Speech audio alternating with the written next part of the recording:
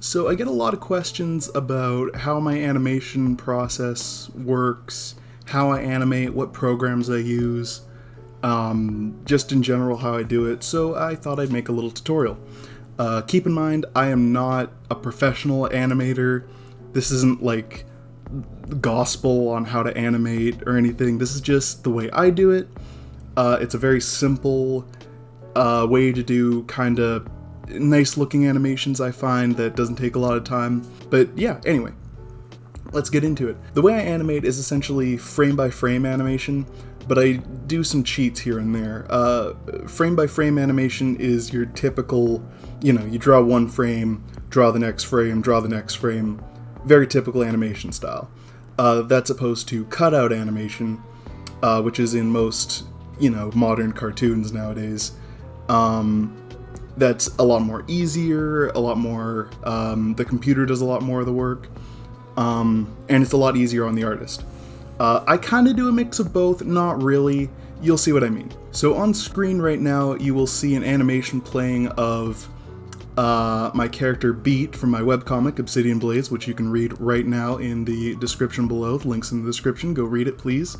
As you can see here, she's dancing, having a good time. Looks great. The animation's really smooth. It looks natural. But here's the thing. There's really only 2 or 3 frames to this animation. So if you look here, the only frames that really matter are her standing here and her off to the side. It's really just these two. And then you add another frame right here of her going the opposite direction. So you got her standing off to one side, off to another side. These are essentially just the same frame, just flipped. There's a little difference between them, but all I did was, take this one and flip it, or the other way around, I don't remember. There's a little differences, like her hat is asymmetrical, the little band is on one side, so I edited it for the other side, or other way around, again, I don't really remember. But, that's all I did. It's the same frame. You add another frame for standing there, you get the whole animation. So again, this frame and this frame are basically the same. Her legs are facing opposite directions. The back of her hoodie is like swinging a different way. But essentially they're the same frame. So yeah, already the animation's looking pretty good. But it's missing something. You can tell it's missing something. It's missing another frame. That's where these frames come in. And all these frames are just these frames, but exaggerated slightly. You can call these whatever you want. I've heard them called, movement settling frames, I guess. I don't really know the correct animation terms, but yeah, you just need a little extra frame of her, going from that, boom, and there. And there's the motion. And really, you only drew 2 frames. Technically 3, because this is different from this, but it's edited just a bit, but it's essentially the same. So really all you did was draw 2 frames and reverse them, and do a little editing, and now you got an animation that's pretty freaking smooth. Let me show you another example. So this is another example of a very similar animation for my Toka Toka Toka animation featuring Mona, my OC here. As you can see, very similar. In fact, again, there's only 2 frames here. If you look closely, this is all the animation is. Just these 2 frames. And I know that doesn't look that great, but when you add the settling frame, which is just the same as this, but skewed and extended a little bit longer, you get a more solid motion, and then reverse them, you get the rest of the animation. Now this doesn't look as natural because I was a little bit more lazy with it, but you can see what I mean. You can make really natural looking animation with very minimal work. I really only did 2 drawings, technically just 1, and edited it to look a little different in the other 2. Here, I'll give you an example of what I mean. Let's do something simple. Let's do a character waving. So here's his head. Here's his body.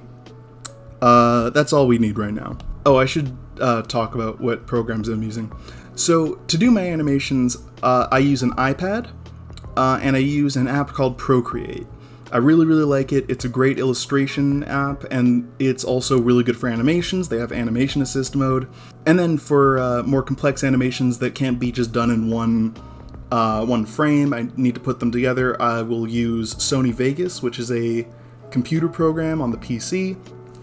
I don't believe the one that I use is still available. I don't even think it's made by Sony anymore.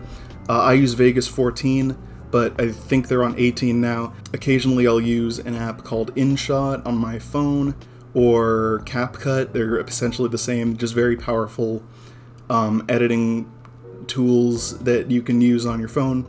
Really doesn't matter. I really do like Procreate. If you have an iPad, I recommend it. But any editing software you want to use will work. Any drawing software you want to use will work. Any animation software. This is just what I use. I really like them. I recommend them. But anything you want to use will work. Anyway, back to this. So we have our guy here. We're going to put him in the background. That's something you can do on Procreate. And we'll add a frame of him waving. And then we'll add another frame of him waving downwards. But actually, we don't even need to draw it. We can just copy it, rotate it a bit, edit it. Now he's waving down. But if we take a look at our animation, it's pretty choppy. There's really nothing to it. So that is when you do what I kind of talked about before. You add some settling frames, I guess. So what I would do here is duplicate this and use the distort tool, move it up a bit, do the same for this one, duplicate it, select the first one, use the distort tool, move it down a bit. So that kind of adds a snappiness to it. So you can see already the motion's looking a lot better. But we can make it look just a teeny bit better. Duplicate this arm one more time, rotate it slightly, and skew it down just a bit. A little closer to the bottom hand here. So you can see it's really moving down. And then you can do something similar over here. There we go. And rotate it up a bit to show it's going up.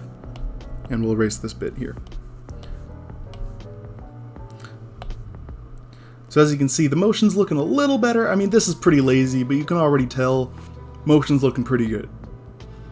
We can do a little bit more to it, like I can hold these frames for a little bit longer, the frames where it's just like settled here. So it's a bit more snappy. I mean, it would be better if maybe the frame rate was higher, like a 24. So yeah, there you go. Again, this is a very simplistic and lazy kind of way of explaining it, but I mean, you know, we were able to do this just by doing one drawing. You only need to do one drawing, essentially. And now you got a character waving.